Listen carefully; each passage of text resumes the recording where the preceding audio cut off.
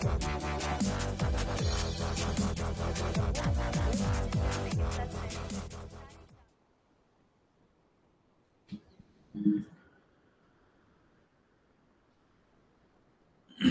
Morning.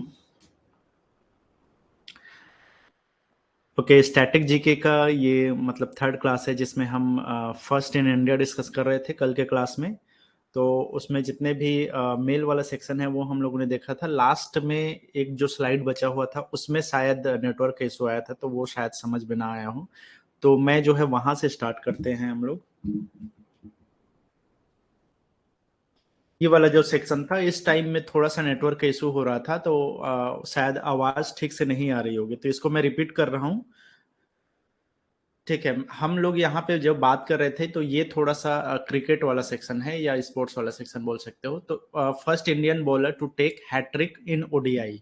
तो ODI cricket में 1987 में न्यूजीलैंड के अगेंस्ट में जो है चेतन शर्मा ने जो है पहली बार भारत के लिए हैट्रिक लिया था। ठीक है, अगर इसी बात को हम टेस्ट क्रिकेट की बात करें तो टेस्ट क्रिकेट के लिए हरभजन सिंह ने 2001 में ऑस्ट्रेलिया के अगेंस्ट जो है ये हैट्रिक लिया था। First captain for Indian test cricket team, तो 1932 की बात है जब देश आजाद भी नहीं हुआ था, तो ब्रिटिश एम्पायर के तहत था उस।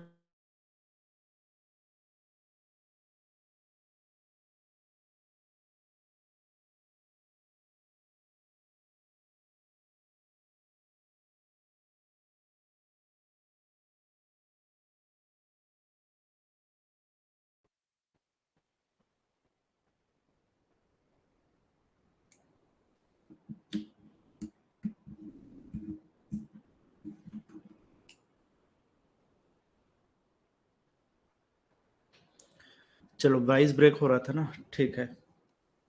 तो सी के नायडू जो है भारतीय टेस्ट कैप्टन जो है सबसे पहले टेस्ट कैप्टन बने 1932 को। अगर हम अगेन बात करें यहाँ पर ओडीआई क्रिकेट टीम की, तो भारत का जो एक दिवसीय क्रिकेट टीम बना, ओडीआई क्रिकेट टीम बना, तो उस टाइम में पहले कैप्टन बने थे अजीत वाडेकर। तो अजीत वाडेकर जो है 1974 में जो है पहले भारतीय कप्तान बने थे एक दिवसीय क्रिकेट में। ठीक है, यहां पर अगर हम बात करें भारत के पहले बॉलर जिन्होंने 10 विकेट लिया एक इनिंग में, एक ही पारी में 10 विकेट जिन्होंने लिया, उनका नाम है अनिल कुंबले। पाकिस्तान के अगेंस्ट ये कारनामा इन्होंने किया था 1999 को। ठीक है, 1999 में पाकिस्तान के अगेंस्ट जो है 10 विकेट टेस्ट क्रिकेट में एक ही इनिंग में इन्होंने लिया था। ठीक है, तो ये पहले भारतीय बॉलर बने थे। The first Indian to win an individual gold medal at the Olympic games, Abhinav Bindra जो है 2008 में गोल्ड मेडल जीते थे इंडिविजुअल गोल्ड की अगर हम बात करें तो। अदरवाइज जो है भारत ने ऑलरेडी जो है हॉकी में ढेर सारे मेडल जीते हुए थे, गोल्ड मेडल। तो यहां पर आपको याद रखना है इंडिविजुअल गोल्ड मेडल ओलंपिक में अभिनव बिंद्रा ने बीजिंग ओलंपिक, चाइना में जो ओलंपिक हुआ था 2008 में, उसमें उन्होंने जीता था।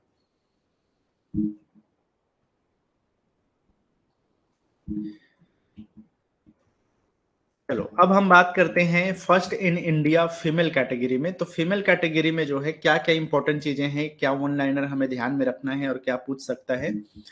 सबसे पहले यहाँ पे हम बात करते हैं आजादी के पहले कुछ चीजें या आजादी के दौरान जो उस टाइम में पॉलिटिकल सिनारियो की अगर हम बात करें। The first women president of Indian national Congress, Congress के गठन के बाद में हर साल जो है एक वो होता था, एक सेशन होता था। ठीक है, जिसमें ये रणनीतियां बनाई जाती थी अंग्रेजों से किस तरह से डील करना है, क्या आजादी के लिए क्या लड़ाई लड़नी है, कैसे लड़ना है।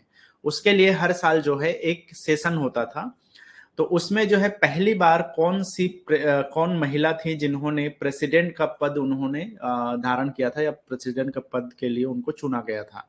तो इंडियन नेशनल कांग्रेस की पहली महिला प्रेसिडेंट बनी थी एनी बेसेंट।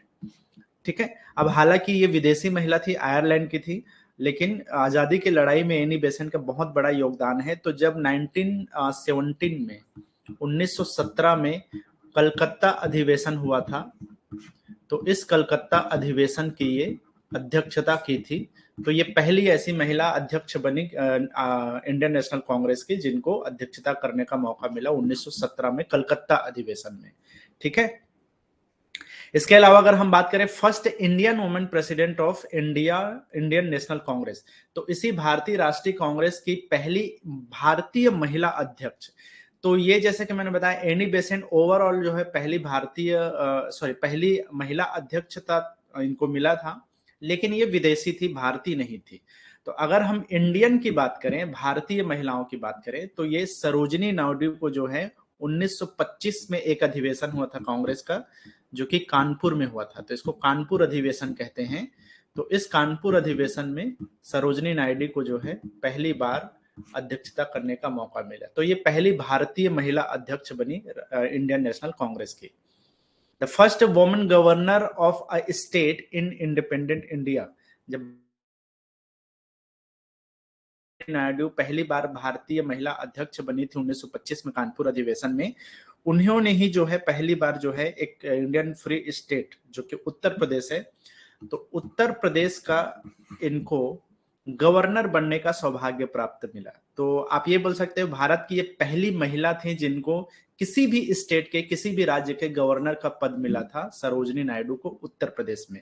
ये 1947 की बात है ना, जब देश आजाद हुआ था, और उसके बाद में अलग अलग स्टेट में अलग अलग गवर्नरशिप जब चालू किए थे तब की बात है। The first woman chief minister of an Indian state.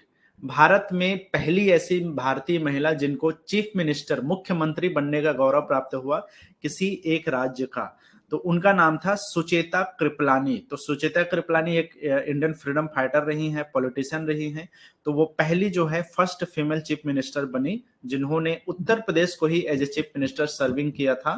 लगभग 1963 से लेकर के 67 के बीच में, 1963 से 1967 के बीच में उत्तर प्रदेश की ये पहली चीफ मिनिस्टर रही, पहली महिला चीफ मिनिस्टर रही सुचेता कृपलानी। तो इसमें कई लोग कंफ्यूज होते हैं। देखो, सरोजिनी नायडू जो है गवर्नर थी उत्तर प्रदेश की, और वो पहली महिला गवर्नर बनी पूरे देश में किसी भी एक राज्य की। सुचेता कृपलानी किसी भी एक राज्य की, भारत की ये पहली महिला चीफ मिनिस्टर रही, और ये भी उत्तर प्रदेश की ही चीफ मिनिस्टर रही। तो सरोजिनी नायडू गवर्नर और सुचेता कृपलानी चीफ मिनिस्टर। दोनों स्टेट कौन सा है? उत्तर प्रदेश ही है।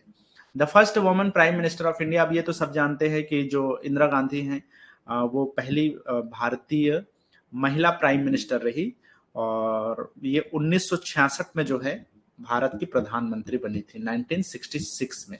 और लगभग आप मान सकते हो कि 1977 तक ये रही थी भारत की प्रधानमंत्री। फिर जनता दल ने उलटफेर किया, और उसके बाद में इमरजेंसी के बाद में सत्ता का उलट पलट हो गया, और जनता दल के मोरारजी देसाई ने जो है गवर्नमेंट बना लिया। हालांकि उसके बाद 1980 में वो वापस गवर्नमेंट में आ गई थी और प्राइम मिनिस्टर बन चुकी थी। The first woman union minister of India. तो राजकुमारी अमृता कौर थी, जिनको जब पहला भारत का जो कैबिनेट बना था जवाहरलाल नेहरू की अगुवाई में, तो उस टाइम में जो है अमृता कौर को जो है भारत में पहली बार जो है मिनिस्ट्री ऑफ हेल्थ दिया गया था। तो ये हेल्थ मिनिस्टर रही। अच्छा, दोनों चीजें यहीं पे मेंशन है। तो यूनियन मिनिस्टर, पहली महिला यूनियन मिनिस्टर राजकुमारी अमृता कौर 1947 से लेकर के 57 के बीच में जो है ये रही थी, 1947 से 1957 तक लगातार। और हेल्थ मिनिस्टर के तौर पे भी इन्हीं को याद रखना है आपको कि ये हेल्थ मिनिस्टर के तौर पे ही सर्व की थी 1947 से 1957 तक। ठीक है, तो राजकुमारी अमृता कौर भारत की पहली महिला यूनियन मिनिस्टर बनने का इनको गौरव प्राप्त है। India first female defence minister. अच्छा, एक चीज याद रखना है, अमूमन जो है इसमें बोला जाता है इंदिरा गांधी जो है 1980-82 के बीच में जो है डिफेंस मिनिस्ट्री इनके पास था। प्रधानमंत्री तो थी ही वो, उसके अलावा जो है डिफेंस मिनिस्ट्री भी जो है इन्हीं के पास था,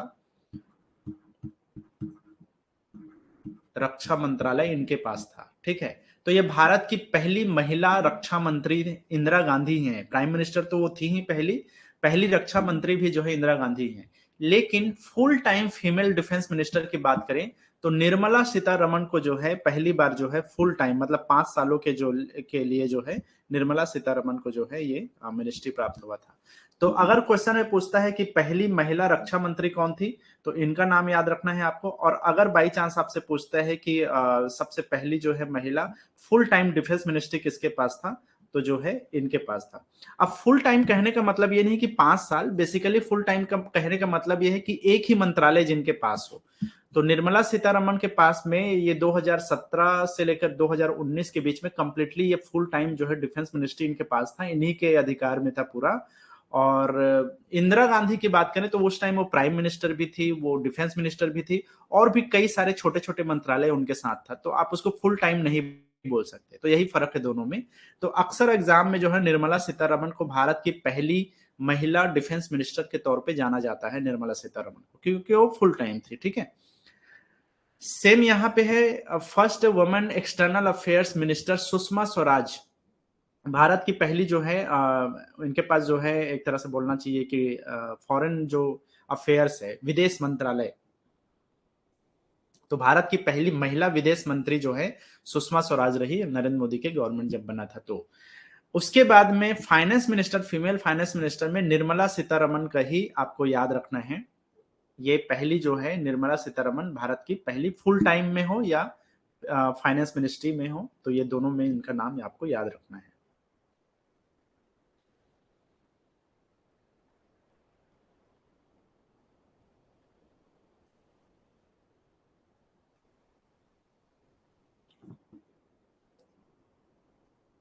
अच्छा हाँ यार, एक चीज और याद रखना है, ये निर्मला सीतारमण नहीं है, ये भी इंदिरा गांधी ही थी। इंदिरा गांधी को जब ये प्रधानमंत्री के तौर पे थी तो उस टाइम इनको 1969 में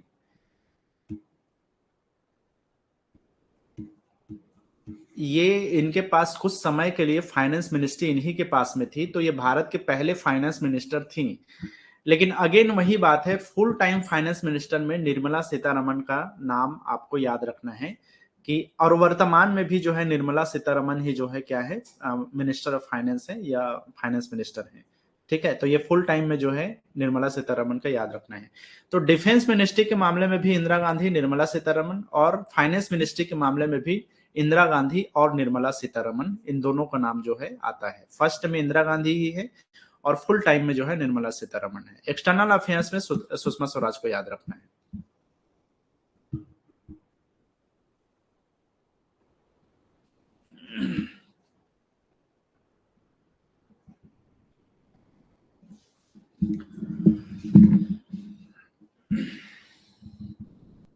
बिल्कुल यार, क्वेश्चन में जो है फुल टाइम ही पूछता है। अगर बाई चांस आपसे पूछता है कि फुल टाइम फाइनेंस मिनिस्टर कौन है, निर्मला सीतारमण है।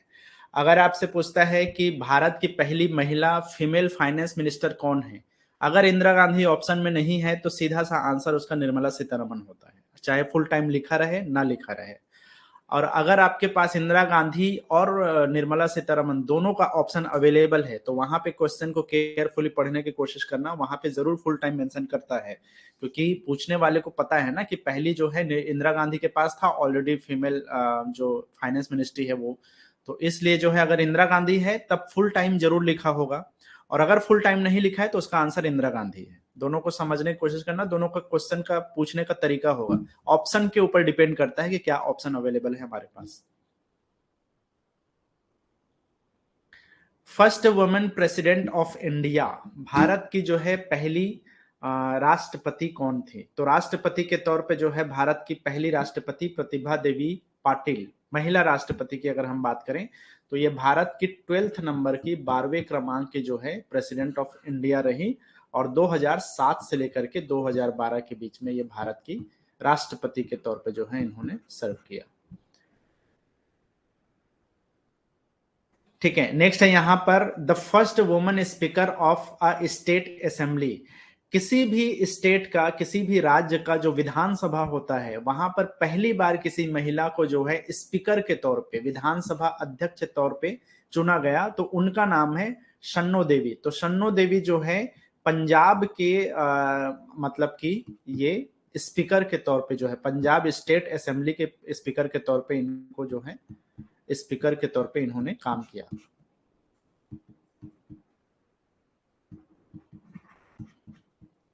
ठीक है, the first woman speaker of a Lok Sabha, तो लोकसभा की पहली जो है महिला अध्यक्ष चुनी गई या महिला स्पीकर चुन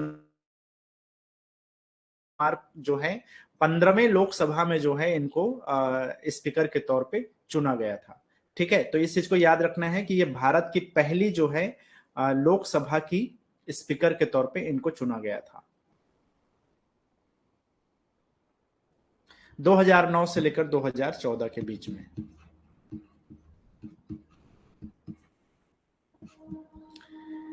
इसके अलावा द फर्स्ट वुमन जज in supreme court of India, Bharat में पहली बार सुप्रीम कोर्ट ऑफ इंडिया में किसको जज बनने का सौभाग्य प्राप्त है? तो जस्टिस फातिमा बीबी, मीरा साहिब फातिमा बीबी इनका पूरा नाम है, आप फातिमा बीबी करके भी याद रख सकते हो। तो जस्टिस फातिमा बीबी जो है भारत की पहली ऐसी जो है जज है जिनको सुप्रीम कोर्ट में जज होने का गौरव प्राप्त हुआ, महिला जज होने का। तो ये जो ईयर था वो था 1989 को जो है ये भारत की पहली ऐसी महिला जज बन गई जिनको सुप्रीम कोर्ट में एज ए जज काम करने का मौका मिला। ठीक है, तो सुप्रीम कोर्ट का जज की बात कर रहे हैं ना, चीफ जस्टिस की बात नहीं कर रहे हैं। कई लोग ये कंफ्यूज आते हैं कि भारत की पहली महिला चीफ जस्टिस जो है महिला सुप्रीम कोर्ट चीफ जस्टिस जो है फातिमा बीबी, लेकिन ऐसी बात नहीं है। भारत में अभी तक कोई भी जो है महिला वो चीफ जस्टिस ऑफ इंडिया बनने का अभी तक सौभाग्य प्राप्त नहीं हुआ है। मे भी अभी आने वाले कुछ सालों में एक मैम है, नाम मुझे याद नहीं आ रहे हैं, उनका शायद नंबर लग सकता है अगर सब ठीक रहा तो। अदरवाइज अभी तक किसी भी महिला को चीफ जस्टिस ऑफ इंडिया बनने का सौभाग्य नहीं मिला है। ठीक है, तो ये जो है वो सिर्फ जज की बात है ना, चीफ जस्टिस की बात नहीं है। ये जस्टिस बने हैं पहली महिला जस्टिस फातिमा बीबी जिनको सुप्रीम कोर्ट में जज बनने का मौका मिला। हाँ, अगर हम chief justice of high court की बात करें तो जो हाई कोर्ट होता है अलग अलग स्टेट में कर और कई 2-3 स्टेट मिला करके भी हाई कोर्ट होता है। तो यहाँ पर अगर हम किसी स्टेट के हाई कोर्ट की बात करें और उसके chief justice of high court की बात करें तो लीला सेठ जो है पहली बार भारत में ऐसी महिला जज बनी जिनको chief justice of high court बनने का जो है वो मिला, मौका मिला। तो ये हिमाचल प्रदेश के जो है ये chief justice of high court बनी थी, हिमाचल प्रदेश हाई कोर्ट की ये चीफ जस्टिस बने थे।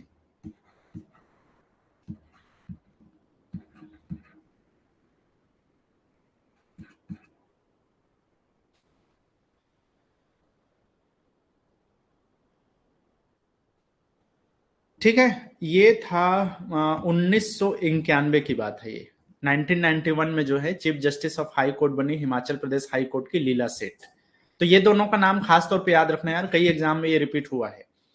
चलो, इसके बाद अलग अगर हम बात करें किरण बेदी, तो किरण बेदी जो है भारत की पहली महिला आईपीएस ऑफिसर है, किरण बेदी। ठीक है, 1972 में इनको आईपीएस बनने का मौका मिला। तो ये पहली भारत की महिला आईपीएस अधिकारी हैं Kiran Bedi. The first woman director general of police, DGP. तो आईपीएस लोग ही जनरली जो है प्रमोट होकर के डीजीपी के पद पे आते हैं। तो पहले तो additional director general of police बनने का मौका मिलता है, देन उसके बाद में डीजीपी बनने का। तो कंचन चौधरी भट्टाचार्य, इनको जो है आई थिंक उत्तराखंड के ये जो है डीजीपी बनी थी।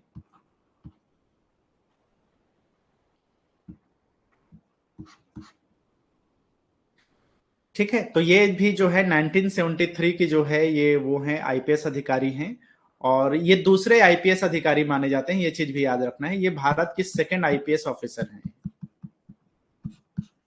कंचन सेकंड आईपीएस ऑफिसर।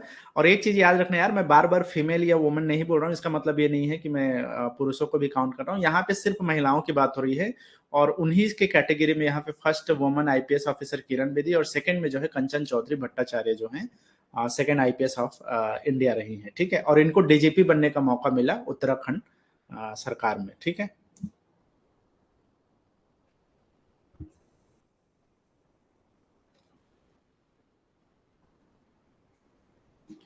नेक्स्ट यहाँ पे first Indian women to go to space, Bharat की पहली या भारतीय मूल की पहली ऐसी महिला जिनको स्पेस में जाने का मौका मिला। तो कल्पना चावला का नाम आप सब लोग जानते हैं। तो कल्पना चावला जो है स्पेस में जाने वाली ये जो है पहली भारतीय महिला बनी या पहली भारतीय मूल की महिला बनी। हालांकि देखो, इनका जो जन्म है वो कल्पना चावला का जन्म हरियाणा स्टेट में हुआ था, लेकिन उनके पास जो नागरिकता थी बाद में वो जो है यूएस की नागरिकता थी। लेकिन हाँ, सिटीजनशिप इनके पास 1962 से लेकर के ये 1962 से लेकर के, जब से ये जन्म हुई थी तब से लेकर के 1991 तक ये इंडिया की नागरिकता इनके पास रही है। ठीक है, उसके बाद में 1991 में जो है इन्होंने नागरिकता लिया था यूएस का। तो ये 2003 तक जब इनकी शहादत हुई, या शहीद ही बोलेंगे एक तरह से, है ना। तो ये पहली कॉस्मोनॉट थी जो कि महिला भारतीय कॉस्मोनॉट कल्पना चावला। तो आपको दो तरह से क्वेश्चन पूछ सकता है, पहली कॉस्मोनॉट के रूप में भी पूछ सकता है, ठीक है, अंतरिक्ष यात्री के तौर पे, और दूसरा पहली महिला जिनको अंतरिक्ष यात्रा करने का मौका मिला, या फिर बोल सकता है पहली महिला, भारतीय महिला जिनको स्पेस में जाने का मौका मिला। तो कल्पना चावला जो है इसमें आंसर है, ठीक है। अब इनके बारे में दुनिया भर के इंस्पिरेशनल स्टोरीज हैं, बहुत सारी चीजें हैं कल्पना चावला के बारे में जो बात किया जा सकता है, लेकिन फिलहाल अभी आपको बस इतना ही याद रखना है, बाकी चीजें तो आप लोगों ने जरूर सुना ही होगा इनके बारे में।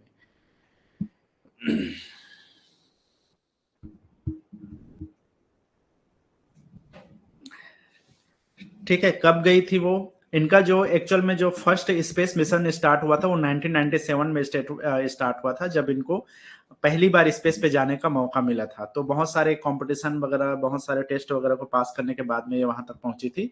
देन उसके बाद में जो इनका सेकेंड स्पेस मिशन था उसमें इनका जो है देहांत हुआ, जो कि 2003 में हुआ था, ठीक है, और वापस आते टाइम ये चीज हुआ था। नेक्स्ट है यहाँ पे first woman to space walk, Sunita Williams. Sunita Williams जो है स्पेस वॉक करने वाली प्रथम भारतीय महिला बनी।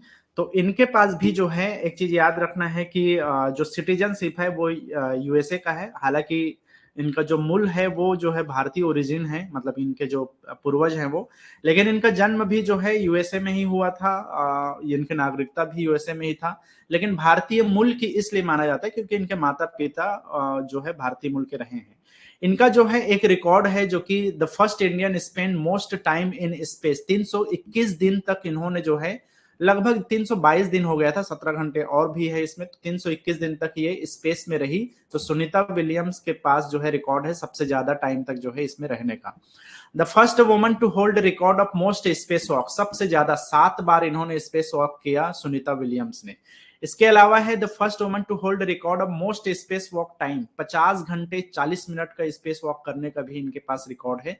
तो ढेर सारी चीजें जो है एक स्पेस रिकॉर्ड की बात करें तो सुनीता विलियम्स के पास है, और ये भारतीय मूल की हैं, ठीक है।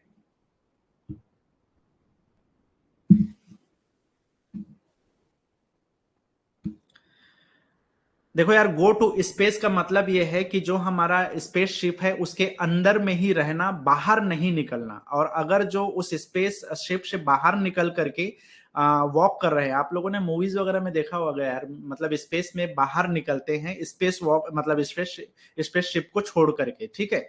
तो बाहर निकलने को ही बोला जाता है स्पेस वॉक, बाहर में निकल करके। अब वहां पे वॉक करने के लिए तो कोई सरफेस है नहीं, तो वहां पर जो है मतलब कि ग्रेविटी है नहीं, तो इसलिए जो है जो उसको बोला जाता है स्पेस वॉक, जब हम स्पेस शिप से बाहर निकलते हैं। स्पेस शिप के अंदर रहना अलग चीज है, स्पेस शिप के अंदर रह करके स्पेस में जाना उसको बोला जाता है गो टू स्पेस, ठीक है। और स्पेस वॉक अलग चीज है। तो जब कल्पना चावला की बात आती है तो वो स्पेस में स्पेस शिप के अंदर रही थी, बाहर नहीं गई थी, ठीक है। लेकिन कल सुनीता विलियम्स के बारे में बात करें तो वो स्पेस वॉक की थी, स्पेस शिप से बाहर आई थी। चलो यहाँ पे है, नेक्स्ट है the first Indian woman to climb mount Everest. तो माउंट एवरेस्ट को जो है चढ़ने वाली या माउंट एवरेस्ट को फतह करने वाली भारतीय महिला, प्रथम भारतीय महिला, उनका नाम है बछेंद्री पाल। तो बछेंद्री पाल जो है भारत की पहली ऐसी महिला बनी जिन्होंने 1954 में, अच्छा 54 बोलता हूँ, 1984 में, सॉरी, 1984 में जो है इन्होंने ये कारनामा किया था, और ये पहली भारतीय महिला बनी थी जिन्होंने माउंट एवरेस्ट को क्लाइम किया था, ठीक है। बाद में इनको पद्म विभूषण भी मिला था गवर्नमेंट के द्वारा 2019 में। चलो नेक्स्ट है the first women to climb mount Everest twice, 2 बार जो है इन्होंने जो है जीता है, मतलब एवरेस्ट को जो है फतह किया है। तो इनका नाम है संतोष यादव, ठीक है। संतोष यादव ने 2 बार ये काम किया था। एक बार 1993 में, 1993 में, और एक बार 1999 में।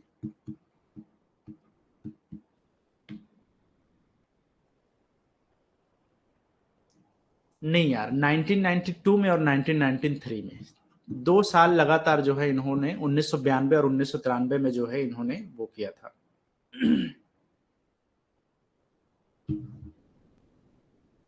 इसके अलावा है the first female amputee in the world to climb mount Everest, मतलब कि दिव्यांग कैटेगरी में अगर जिन्होंने पहली बार जो है माउंट एवरेस्ट को फतह किया, उनका नाम है अरुणिमा सिन्हा। तो अरुणिमा सिन्हा जो है एक उनकी उसमें जो है एक्सीडेंट में ट्रेन में जो है कुछ बदमाशों के साथ लड़ाई हुई थी, जिसकी वजह से जो है आई थिंक वो वॉलीबॉल प्लेयर थी, फुटबॉल भी खेलती थी शायद।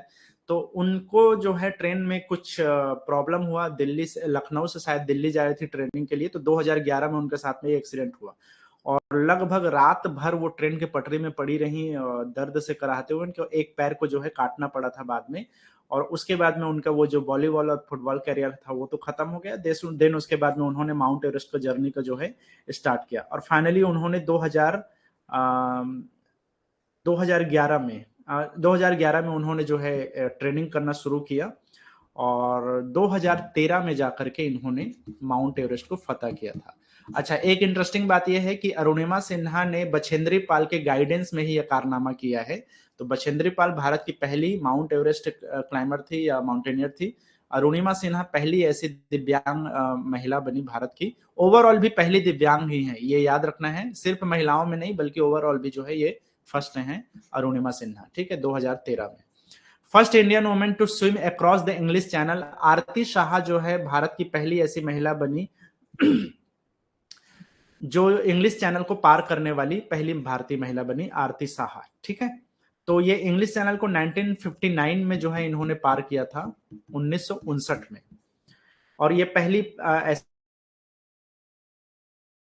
के लिए द फर्स्ट फीमेल जवान इन इंडियन आर्मी, शांति तिग्गा जो है भारत की पहली जो है महिला जवान मानी जाती है, तो इनका नाम याद रखना है। ये पहली बार जो है बाद में जो है इन्होंने रेलवे को ज्वाइन किया था, एक उसमें जवान के तौर पे समझो। तो भारतीय आर्मी को बिलोंग करने वाली जो है, भारतीय आर्मी में जवान के तौर पर काम करने वाली जो है शांति तिग्गा। इसके अलावा कुछ क्वेश्चन है यहाँ पर। एक तो नेवी पायलट के तौर पे सब लेफ्टिनेंट शिवांगी का नाम याद रखना है। एयरक्राफ्ट को सोलो जो है फाइटर एयरक्राफ्ट, मतलब कि याद रखना इस पे, फाइटर एयरक्राफ्ट को सोलो उड़ान भरने वाली या फ्लाई करने वाली अवनी चतुर्वेदी। इसके अलावा भारत में जो है रेलवे ट्रेन की जो मतलब कि लोको पायलट के तौर पे काम करने वाली या ट्रेन को ड्राइव करने वाली पहली महिला बनी सुरेखा यादव, ठीक है। शिवांगी सिंह जो है पहली नेवी पायलट बनी, नेवी की। और एयरक्राफ्ट जो फाइटर एयर जेट होता है, एयरक्राफ्ट होता है, उसको सोलो अकेले मतलब कि सोलो पायलट के तौर पे उड़ाने वाली अवनी चतुर्वेदी पहली महिला बनी। और अगर ट्रेन के हम लोको पायलट की बात करें तो सुरेखा यादव का नाम याद रखना है। हालांकि कई जगह सुरेखा भोसले दिया रहता है, तो याद रखना है वो शादी के नाम के बाद चेंज वाला नाम है, ठीक है, सुरेखा भोसले। तो एक ही पर्सन का नाम है, सरनेम बस चेंज हुआ है, ठीक है।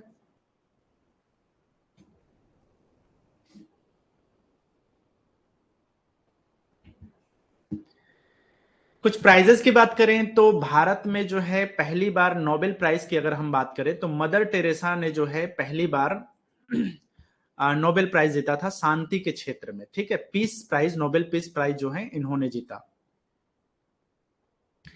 उसके अलावा अगर हम बात करें रेमन मैग्सेसे अवार्ड की, तो रेमन मैग्सेसे अवार्ड भी जो है मदर टेरेसा ने ही जीता पहली बार भारत के लिए।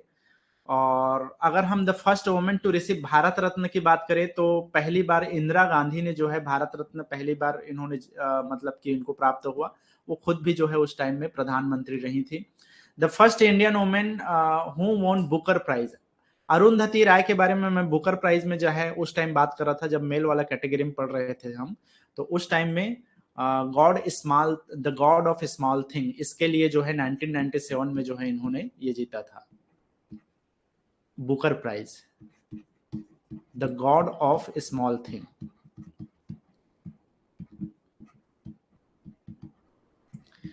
ठीक है, सिमिलर है वही, इसके बारे में एक और क्वेश्चन पूछता है the Indian citizen, the first Indian woman में भी इनका नाम आता है, द फर्स्ट इंडियन में भी इनका नाम आता है, इंडियन सिटीजनशिप में भी जो है इन्हीं का नाम आता है। तो अरुंधति राय ने जो है बुकर प्राइज जीता था 1997 में। इसके अलावा अगर हम बात करें तो ज्ञानपीठ अवार्ड जीता आशा पूर्णा देवी ने, प्रथम प्रतिश्रुति ऐसा कुछ है, प्रथम प्रतिश्रुति, ठीक है। एक तरह से ये एक्चुअली में आशा पूर्णा देवी को जो ज्ञानपीठ अवार्ड मिला था ये प्रथम प्रतिश्रुति नामक इनकी रचना थी। ये बंगाली का रचना है, ठीक है। तो इसके लिए इनको मिला था 1976 में था शायद, हाँ 1976 में इनको ये ज्ञानपीठ अवार्ड से इनको नवाजा गया, और ये पहली महिला बनी, भारतीय महिला बनी जिनको ज्ञानपीठ अवार्ड दिया गया। साहित्य के क्षेत्र में दिया जाता है, तो इनकी बुक थी प्रथम प्रतिश्रुति, इसके लिए ये अवार्ड मिला। The first Indian woman to win an Oscar award, मैंने बताया था कि इनको जो है 1983 में जो है गांधी मूवी के लिए बेस्ट कॉस्ट्यूम डिजाइन के लिए मिला था भानु अथैया को, ठीक है। तो ये पहली महिला बनी जिनको भारतीय मूल की महिला, भारतीय महिला बनी जिनको ऑस्कर अवार्ड दिया गया। First Indian woman to become Miss World, Rita Faria का नाम आप लोगों ने जरूर सुना होगा। तो रीता फारिया जो है भारत की पहली ऐसी महिला बनी, मतलब कि अब मिस यूनिवर्स तो महिला ही बन सकती है ना, तो मिस यूनिवर्स जो है पहली बार जो है रीता फारिया को मिला था, ठीक है, ये अवार्ड इनको मिला था। तो ये 1966 की बात है, रीता फारिया पावेल नाम है इनका, 1966 में मिस वर्ल्ड का क्राउन इनको मिला था। एक और है यहाँ पे मिस यूनिवर्स, तो पहली बार जो है सुष्मिता सेन ने जो है ये 1994 में जो है पहली बार भारत की पहली ऐसी मिस यूनिवर्स बनने का इनको मौका मिला, सुष्मिता सेन 1994, और Miss World Rita Faria 1966। Booker prize होता है यार, एक इंटरनेशनल बुकर प्राइज है, बेसिकली जो है इसका नाम ही बुक से रिलेटेड है ना। बुकर का मतलब यह है कि जो उस साल का इंग्लिश में लिखा गया सबसे बेहतर जो साहित्यिक रचना होती है उसको दिया जाता है, और कहीं ना कहीं जो है वो इंग्लिश में ही लिखा रहना चाहिए बुकर प्राइज को। बाद में जो है अभी एक इंटरनेशनल बुकर प्राइज निकला है, तो इंटरनेशनल बुकर प्राइज वो बुकर प्राइज होता है जो किसी भी एक लोकल लैंग्वेज में लिखा होगा या किसी भी एक देश के लैंग्वेज में लिखा होगा, लेकिन उसको ट्रांसलेट किया जाना चाहिए इंग्लिश में, तो उसको बाद में अलग अलग कर दिया। और इसमें जो है बुकर प्राइज में पहले क्या है, हर तरह के लैंग्वेज को शामिल किया जाता था, लेकिन उसका इंग्लिश में ट्रांसलेशन होना चाहिए, लेकिन अब बुकर प्राइज इंटरनेशनल करके अलग कर दिया गया है, बुकर प्राइज अलग है। तो बुकर प्राइज वो प्राइज है जो उस साल के लिए सबसे बेहतर नॉवेल होता है जो इंग्लिश में लिखा गया होता है, तो साहित्यिक अवार्ड है, लिटरेरी अवार्ड है ये। आगे हम बात करते हैं the first Indian woman wrestler to win an Asian gold medal, तो विनेश फोगट ने जो है भारत का जो पहली बार क्या बोलना चाहिए कि एशियन जो गेम्स होता है उसमें पहली बार इन्होंने गोल्ड मेडल जीता था रेसलिंग के लिए, तो ये पहली महिला रेसलर बने जिन्होंने एशियाड गेम में या एशियन गेम्स में गोल्ड मेडल जीता, स्वर्ण पदक जीता, Vinesh Phogat. The first Indian woman badminton player to win an Asian games gold medal, तो बैडमिंटन प्लेयर की बात आएगी तो साइना नेहवाल का नाम याद रखना है जिन्होंने एशियन गेम्स में जो है बैडमिंटन में गोल्ड मेडल जीता था। एक और चीज है यहाँ पे, इसको मैं ऐसे ही मेंशन कर दिया हूं, India won first gold medal in hockey in 1928 Amsterdam, तो एम्स्टर्डम में जो ओलंपिक गेम हुआ था 1928 में, उसमें भारत ने पहली बार हॉकी में गोल्ड मेडल जीता था, तो ये ग्रुप में जीता गया गोल्ड मेडल है। अगर हम इंडिविजुअल गोल्ड मेडल की बात करते हैं तो बात आती है आपके अभिनव बिंद्रा की, जो कि बीजिंग में जिन्होंने जीता था। The first Indian women to win Olympic medal, पहली बार किसी महिला ने जो है ओलंपिक मेडल जीता था, हालांकि ये ब्रॉन्ज मेडल है, लेकिन ये भारत के लिए बहुत गौरव की बात रही है क्योंकि इसके पहले किसी भी इंडिविजुअल, किसी महिला ने ब्रॉन्ज मेडल या कोई भी मेडल ओलंपिक गेम में नहीं जीता था। तो कर्णम मल्लेश्वरी ने जो है ये कारनामा किया और ये भारत की पहली जो है महिला बन गई जिनको ओलंपिक में कोई मेडल मिला था। ये सन 2000 की बात है, जो सिडनी में, जो ऑस्ट्रेलिया में जो ओलंपिक हुआ था, तो सिडनी ओलंपिक में जो है इन्होंने ये मेडल जीता था।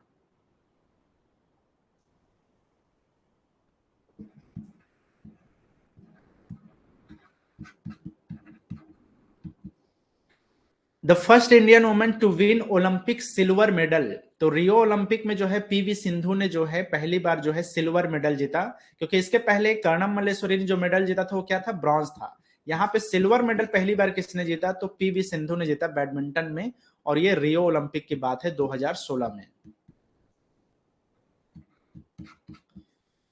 इसके बाद की अगर हम बात करें, the first Indian woman to win Olympic medal in wrestling, wrestling में जिसने पहली बार जीता था उनका नाम है साक्षी मलिक। तो साक्षी मलिक ने अभी जो है वर्तमान में जो टोक्यो ओलंपिक हुआ उसमें इन्होंने जीता 2020 वाले में। हालांकि ये ओलंपिक 2021 में शिफ्ट हो गया था, लेकिन नाम 2020 से ही आता है टोक्यो ओलंपिक।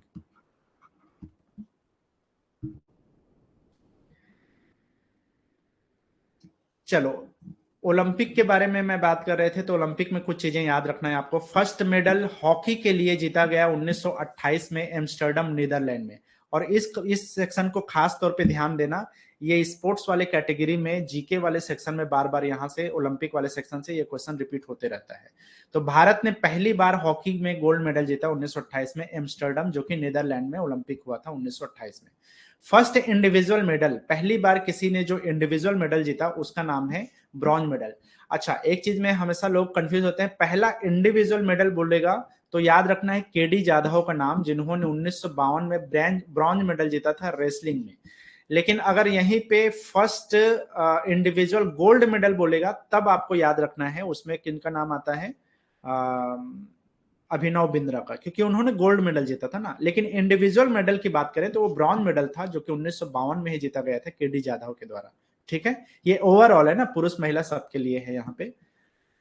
तो ये जो ब्रॉन्ज मेडल जीता था इन्होंने हेलेंस्की में, जो है जो ओलंपिक मेडल ओलंपिक हुआ था 1952 में, उसमें इन्होंने जीता था। First individual Olympic medal in tennis, tennis के क्षेत्र में पहली बार व्यक्तिगत स्पर्धा में किन्होंने जीता था मेडल, उनका नाम है लिएंडर पेस। तो लिएंडर पेस बहुत बड़ा नाम है भारतीय टेनिस में।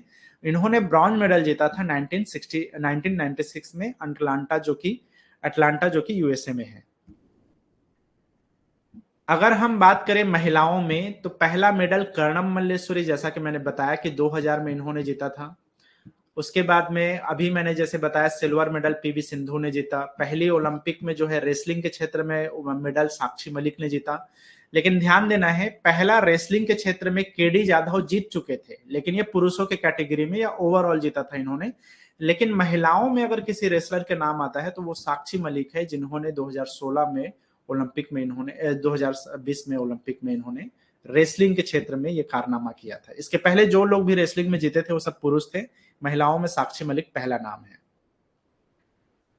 First individual silver medal Rajyavardhan Singh Rathore. Bronze medal KD Jadhav ने 1952 में पहला इंडिविजुअल मेडल जीता था, लेकिन सिल्वर मेडल जीतने में बहुत टाइम लगा 2004 तक। तो 2004 में जो ग्रीस में एक ओलंपिक हुआ था, एथेंस ओलंपिक, उसमें राज्यवर्धन सिंह राठौर ने जो है शूटिंग वाला चैंपियनशिप में जो है इन्होंने ये कारनामा किया। शूटिंग में ही जो है पहला गोल्ड मेडल जीता इंडिविजुअल अभिनव बिंद्रा ने 2008 के बीजिंग ओलंपिक, जो कि चाइना में हुआ था। दो इंडिविजुअल मेडल जीतने वाले पहले ओलंपियन बने थे भारतीय ओलंपियन, उनका नाम है सुशील कुमार। तो इन्होंने जो बीजिंग में 2008 में रेसलिंग में इन्होंने ब्रॉन्ज मेडल जीता, देन उसके बाद में लंदन ओलंपिक में 2012 में जो हुआ था उसमें सिल्वर मेडल जीता। तो दो मेडल जीतने वाले पहले, व्यक्तिगत तौर पे दो मेडल जीतने वाले ये पहले व्यक्ति बने सुशील कुमार, जो कि रेसलर हैं। ठीक है, the second Indian to win an Olympic gold medal in an individual event. तो अभी आप लोगों ने सुना ही है, नीरज चोपड़ा ने यह कारनामा किया जेवलिन थ्रोअर में, जो है 2020 में टोक्यो जापान में जो ओलंपिक हुआ। तो ये पहले ऐसे इंसान बन गए जिन्होंने गोल्ड मेडल जीता था ट्रैक एंड फील्ड इवेंट में। मतलब कि ये एथलेटिक्स के कैटेगरी में आता है। अभिनव बिंद्रा ने शूटिंग के कैटेगरी में जीता था, लेकिन वो शूटिंग जो है ट्रैक एंड फील्ड इवेंट नहीं आता, एथलेटिक इवेंट नहीं आता। एथलेटिक्स वाला इवेंट आता है आपका ये जो थ्रोइंग है, रेसिंग वगैरह है, ठीक है, जंप वगैरह है, वो सब आता है आपके एथलेटिक्स में। तो एथलेटिक्स में पहला गोल्ड मेडल भारत के लिए नीरज चोपड़ा ने ही जीता, जो कि जेवलिन थ्रोअर में है, थ्रोइंग में है, 2020 टोक्यो जापान ओलंपिक 2020 में। चलो, तो इतनी सारी चीजें आप ध्यान रख सकते हो। और एक चीज आप लोग को मैं बता दूं यार, आज के लिए जो लास्ट सेक्शन है वो ये है कि अब ये जो स्टैटिक जीके का क्लास है वो मैं खत्म कर रहा हूँ। इसके बाद स्टैटिक जीके क्लास नहीं होगी। आप लोग का जो सिलेबस बचा हुआ है करंट अफेयर्स, इसको मैं कराने वाला हूँ अगले 10 दिन में, यह खत्म हो जाएगा 8-10 दिन में। एक आप लोग का मैथ्स वाला सेक्शन बचा है, छोटा सा टॉपिक है डिस्टेंस एक्सेलरेशन वेलोसिटी वगैरह वाला, तो वो 2 या 3 क्लास में ये हो जाएगा। और एक बचा है स्कीम। तो जितने भी इंपॉर्टेंट गवर्नमेंट स्कीम है ये मेरे ख्याल से 1 या 2 क्लास लगेगा। तो आने वाले 10-12 क्लासेस में आप लोग का सिलेबस कंप्लीट हो जाएगा। तो यही आपके सिलेबस में है। और रही बात स्टैटिक जीके की, तो स्टैटिक जीके आपके सिलेबस में मेंशन नहीं है, इसको पढ़ना जरूरी भी नहीं है। लेकिन हाँ, ये हेल्पफुल हो सकता था, इसलिए मैंने इसको शुरू किया था। मेरे पास बहुत सारे पुराने पीडीएफ्स वगैरह थे जिसको मैं आप लोग को सीधे-सीधे बाँट सकता था या दे सकता था, लेकिन एक्चुअली उसमें दिक्कत ये है कि वो आपके समझ में आएगा नहीं, क्योंकि वो दूसरे एग्ज़ाम्स के लिए उसको प्रिपेयर किया गया है, यूपीएससी वगैरह के लिए, तो वो आपके उतना काम का नहीं है। तो यहाँ पे मुझे इसको रीअरेंज करके, रीग्रुपिंग करके थोड़ा-सा वो करने में बहुत ज़्यादा टाइम लग रहा है। एक-एक दिन में 5-6 घंटे, 7 घंटे भी लग जाता है कई बार। कहाँ से डेटा कलेक्ट करना है, कितना डेटा आप लोग को देना है, कितना हटाना है, कितना अरेंज करना है, ये सब काम में बहुत ज़्यादा टाइम लगता है। मैं जहाँ पे हूँ, वहाँ पे अभी लोड शेडिंग का प्रॉब्लम चल रहा है। बारिश के दिनों में यहाँ पे 5-6 घंटे बिजली चली जाती है। तो मुझे जो है वो करने में हो रहा है टाइम, और उसकी वजह से आप लोगों का क्लास हो जा रहा है डिले, कभी 10 बजे तो कभी साढ़े 10 बजे, कभी 11-12 बज जा रहा है। तो वो आप लोग को भी डिस्टरबेंस होगा, तो प्रोफेशनली वो ठीक नहीं है। तो इसलिए मैंने ग्रुप में रियलाइज किया कि बहुत सारे लोग को इससे दिक्कत है। तो अब आपका क्लास जो है करंट अफेयर्स ही चलेगा। पहले मैं स्किम कराऊंगा 1 या 2 क्लास में, ये मंडे से जो है खत्म हो जाएगा, मंडे ट्यूसडे में, तो ये आप लोग का कंप्लीट हो जाएगा। मैथ्स को देन उसके बाद में मैं सेकंड में कराऊंगा, ये फर्स्ट होगा, ये सेकंड होगा। और थर्ड में जो है करंट अफेयर्स को, तो मैं पहले आप लोग का सिलेबस कंप्लीट करा दूंगा, ताकि आप लोग रिलैक्स हो जाओ कि आप लोग का जो भी सिलेबस है वो सारा चीज जो है ये कंप्लीट हो जाए। रही बात आप लोग का मैथ्स का, सारा टॉपिक ऑलरेडी कवर है, आप लोग को रिकॉर्डेड देखते रहना है, उसको छोड़ना नहीं है। रीजनिंग का सारे चीजें अवेलेबल है। और मैं एक चीज आप लोग को क्लियरली बता दूं कि मैथ्स का मैंने हर एक टॉपिक में इतने सारे क्वेश्चन कराए हैं कि आप लोग इसके अलावा कुछ और करने की आप लोग को जरूरत नहीं है। हर टॉपिक का जितना क्वेश्चन मैंने कराया उतना कर लोगे तो आप लोग का पूरा टेस्ट उसमें कंप्लीट हो जाएगा। आप लोग को अलग से मॉक टेस्ट, दुनियादारी, ये सब करने की जरूरत ही नहीं पड़ेगी। करोगे अच्छी बात है, आगे वो आपके लिए बेहतर है। लेकिन हमारे एग्जाम में जितना मैथ्स आता है, बहुत कम हिस्सा मैथ्स का रहता है, ज्यादातर हिस्सा आपका जीके का रहता है। इसीलिए मेरा ज्यादातर फोकस जो है आपके जीके वाले सेक्शन में था। लेकिन मैथ्स का भी क्वेश्चन आने के चांसेस हैं, तो मैथ्स रीजनिंग को भी आपको छोड़ना नहीं है। लेकिन जितना मैंने करवाया है उतना ही करो, ज्यादा टाइम वेस्ट करने की जरूरत नहीं है। इधर उधर से दुनिया भर के क्वेश्चन करने का बिल्कुल बेकार चीज है, उसमें कोई मतलब नहीं है, आपको कोई हेल्प नहीं मिलने वाला। जितना मैंने करवाया है, जितना क्वेश्चन मैंने किया है, वो मोर देन इनफ है, बहुत ज्यादा मैंने क्वेश्चन करवाया हुआ है। तो मैथ्स रीजनिंग का पूरा देख लेना, साइंस का देख लेना, साइंस के जो जो इंपॉर्टेंट चीजें हैं वो मैंने उसमें करवा दिया है। अगर रही बात इसमें करंट अफेयर्स का, तो मैं आने वाले 10 क्लास में इसको कंप्लीट करा दूंगा। पूरे 1 साल का आप लोग को ये होने वाला है करंट अफेयर्स, तो वो आप लोग का प्रिपेयर हो जाएगा। मैथ्स का जो एक टॉपिक है वो 2-3 क्लास बस मुझे लगेगा, वो चीज हो जाएगा। स्कीम 1-2 क्लास में ही हो जाएगा। तो आपका सिलेबस आने वाले 10-12-15 दिन में कंप्लीट हो जाएगा, आप लोग को कुछ भी टेंशन लेने की जरूरत है नहीं। उसके बाद में अगर टाइम बचा रहेगा आपके एग्जाम में, तो मैं स्टैटिक जीके करवा दूंगा। और अदरवाइज टाइम नहीं रहेगा तो मैं एमसीक्यूज के बहुत सारे वो दे दूंगा, आप लोग को दे दूंगा क्या, मैं एमसीक्यूज आप लोग को क्लास में ही करवा दूंगा। सेट्स, इसका एमसीक्यू के सेट्स, जिसमें बहुत सारे स्टैटिक जीके के क्वेश्चन रहेंगे। और अगर एग्जाम डिले होता है किसी भी वजह से, तो हम जो है स्टैटिक जीके के क्लास कर सकते हैं। लेकिन उसमें दिक्कत यह है कि इसमें वही लोग अटेंड करोगे जिनको मेरे लेट लतीफी से दिक्कत नहीं होगा। कहने का मतलब यह है कि मैं 10 बजे बोला हूं तो हो सकता है 11 बजे क्लास हो जाए, हो सकता है 11:30 बजे, 12 बज जाए। वो प्रिपेयर करने के ऊपर है कि कितने टाइम में वो प्रिपेयर होगा, है ना। तो उसके लिए थोड़ा सा पेशेंस रखना पड़ेगा। अदरवाइज आपका सिलेबस में कंप्लीट कराने की मेरी रिस्पॉन्सिबिलिटी है, तो वो मैं बहुत अच्छे से कराऊंगा, आप लोग के एग्जाम के पॉइंट ऑफ व्यू से बहुत ठीक तरीके से हो जाए, ताकि आप लोग को कोई दिक्कत ना हो। स्टैटिक जीके मैंने अगर ये मेरा कॉल था तो मैंने प्रॉमिस किया था, तो ये मैं कराऊंगा जरूर, लेकिन पहले आप लोग का सिलेबस को कंप्लीट करने के बाद में। ठीक है, तो अब से जो क्लासेस होगी, अगर मैंने 10 बजे बोला है तो बिल्कुल 10:05 तक वो क्लास स्टार्ट हो जाएगी, और उसमें कोई दिक्कत नहीं होने वाला आपको। तो जिन लोग को भी दिक्कत था कि लेट हो रहा है, जिन लोग को लग रहा था कि टाइम इधर उधर हो रहा है, तो उनको अभी ये चीज होने की जरूरत नहीं है। वो इसलिए हो रहा था क्योंकि स्टैटिक जीके मैं करवा रहा था, इसलिए। रीजनिंग का जितना रिकॉर्डेड वीडियो है सर उतना ही सिलेबस में आएगा। जितना रिकॉर्डेड वीडियो है यार उसी को देखो, वो बहुत ज्यादा है। मैं कहने का मतलब ये है कि रीजनिंग का उतने सारे टॉपिक से तो आने वाला है नहीं। रीजनिंग का 1-2 क्वेश्चन आ गया, और उतने सारे टॉपिक्स है, उठा के कहीं से भी पूछ सकता है। तो इसका कोई आप तुक्का नहीं लगा सकते कि इसको टॉपिक को करना है, उसको टॉपिक को नहीं करना है। मैंने सिलेबस वाले क्लास में क्लियरली मेंशन किया था कि कहाँ से आप लोग को पढ़ना है, कितना पढ़ना है, और कौन सा पहले पढ़ना है, कौन सा बाद में पढ़ना है। तो जो चीजें मैंने पहले मेंशन किया है रीजनिंग का, उन चीजों को थोड़ा सा ज्यादा सीरियसली देखो। बाकी जो लास्ट लास्ट में मैंने बोला है उसको देखो तो देखो, नहीं देखो तो फास्ट फॉरवर्ड करके भी उसको देख लोगे तो चलेगा। तो जितना इंपॉर्टेंट है वो मैंने पहले क्लास में ही बता दिया था कि रीजनिंग में शुरू कहाँ से करना है, खत्म कहाँ से करना है, मैथ्स कहाँ से खत्म करना है, मैथ्स कहाँ पे खत्म करना है, शुरू करना है, वो सारी चीजें मैंने बता दिया था। तो मैथ्स और रीजनिंग का उतना ही करना है जितना मैं पढ़ाया हूं, उससे ज्यादा आप लोग को जबरदस्ती का प्रैक्टिस करने का, ये वो करने का कोई जरूरत नहीं है। ठीक है।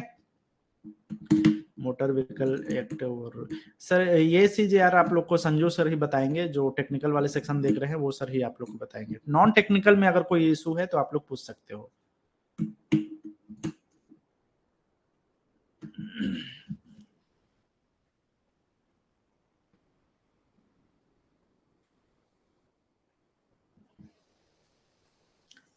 ठीक है, और कोई डाउट किसी को, और कोई दिक्कत तो नहीं है?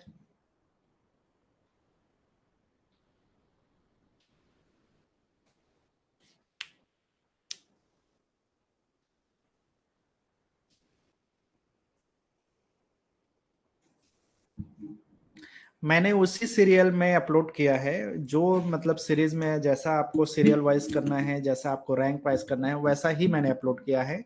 पहला क्लास देखो यार, अगर जिस लोगों ने सिलेबस वाला क्लास नहीं देखे हो तो उसमें देखो मैंने क्या बताया है। मैंने जो सिलेबस डिजाइन किया है आप लोग के ऐप में, वैसे ही सीरीज में सारे चीजें, सारे टॉपिक अरेंज्ड है, कोई भी चीज इधर उधर नहीं है। तो जो टॉपिक को मैंने सबसे ऊपर रखा है उस टॉपिक को सबसे पहले देखो। क्या होता है कि रीजनिंग को भी पढ़ने का एक तरीका होता है, अगर आपने पहला टॉपिक नहीं पढ़ा है ठीक से तो हो सकता है तीसरे टॉपिक पे डायरेक्टली प्ले करोगे तो शायद उतना समझ ना आए। तो रीजनिंग को, मैथ्स को समझने के लिए थोड़ा सा टॉपिक को रीअरेंज करके ही पढ़ना पड़ता है। तो मैंने जो भी ऐप में डाला हुआ है उसको उसी सीरीज में अरेंज किया हुआ है, तो आपको उसी सीरीज में ही देखना है, इधर उधर नहीं देखना है। रीजनिंग का भी डला हुआ है यार, मैथ्स का भी डला हुआ है, सारा टॉपिक उसमें डला हुआ है, कुछ भी छूटा नहीं है। इवन आप ये स्टैटिक जीके का ये 2 3 क्लास हुआ है, आज तीसरा क्लास था, इसको भी आप ठीक ठीक देख लोगे, ठीक ठीक समझ लोगे तो इसमें से भी ढेर सारे क्वेश्चन बनते हैं। तो मैं स्टैटिक जीके का आप लोग को एमसीक्यूज का 10 12 सेट्स करवा दूंगा ताकि आप लोग को इंडिविजुअल पढ़ने की जरूरत ना पड़े। लेकिन वो तब मैं करूंगा जब पहले मैं आप लोग का ये जो सिलेबस का छोटा मोटा पोर्शन है इसको मैं पहले करवा देता हूं, ताकि आप लोग को तसल्ली रहे कि हमारा सिलेबस कंप्लीटेड है। और रही बात पढ़ने की, तो आपको सिर्फ लाइव क्लास नहीं, मैं बता रहा हूं आप लोग को, आपके सिलेबस में लाइव क्लास बहुत कम सेक्शन है, ज्यादातर चीजें तो ऑलरेडी अपलोडेड है। तो अपलोडेड है उसको एक बार खत्म कर लो, बल्कि खत्म करके एक बार रिवाइज कर लो, वो आपके लिए बेहतर है। ठीक है। ब्लड रिलेशन वाला क्लास लीजिए सर, तो ब्लड रिलेशन तो पहले से है यार, रीजनिंग में ब्लड रिलेशन है। मिला नहीं क्या? ब्लड रिलेशन का ऑलरेडी क्लास हो चुका है।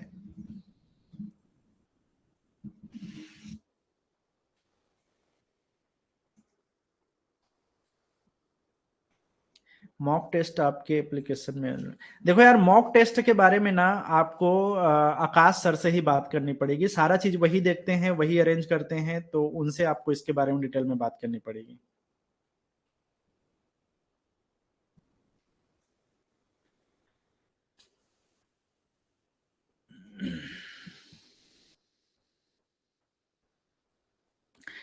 ठीक है, और कोई दिक्कत?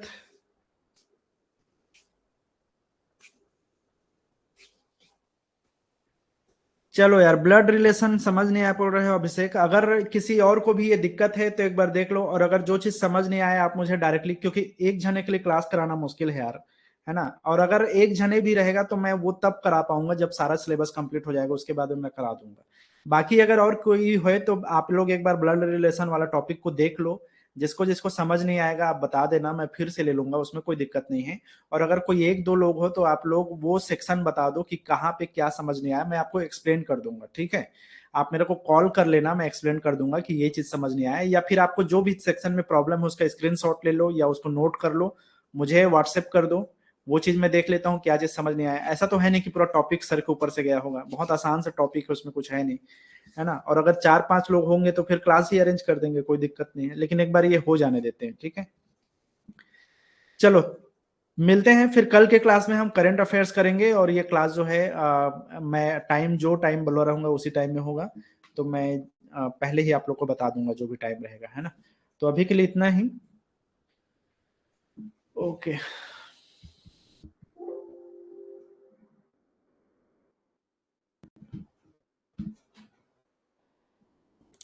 सर, रिकॉर्डेड वीडियो देखते वक्त मिनिमाइज करने का ऑप्शन होना चाहिए, पूरा बैक यार इसके बारे में मैं नहीं बोल सकता दोस्त, इसके बारे में आप लोग को टेक्निकल टीम से ही बात करनी पड़ेगी, आकाश सर को ही बताना पड़ेगा। क्योंकि ऐप कैसे वर्क करता है, क्या प्रॉब्लम है क्या नहीं है, ये मेरे उसमें नहीं है, तो मैं नहीं बता सकता। हाँ लेकिन आप लोग इसके बारे में सर से बात कर लो, या आकाश सर को बता दो कि ये इशू है। तो ऐप में जो भी प्रॉब्लम होता है, मॉक टेस्ट में कोई भी इशू है, तो उसके लिए आपको आकाश सर को ही कांटेक्ट करना पड़ेगा।